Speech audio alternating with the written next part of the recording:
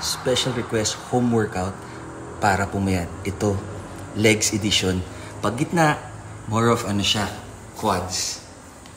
Diba? Kung siya ka comfortable. Pagbukan ng kaunti, pantay na lahat.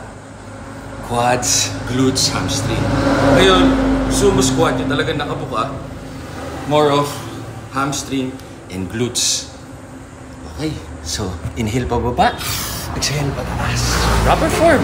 Tapos pag nasa gym na tayo, ito yung paa mo. Inhale, exhale. At quad dominant. Ayan o.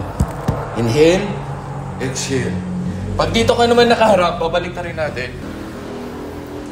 Ano naman yan? Hamstring glutes. Inhale, woo! Exhale. Inhale, exhale. Inhale.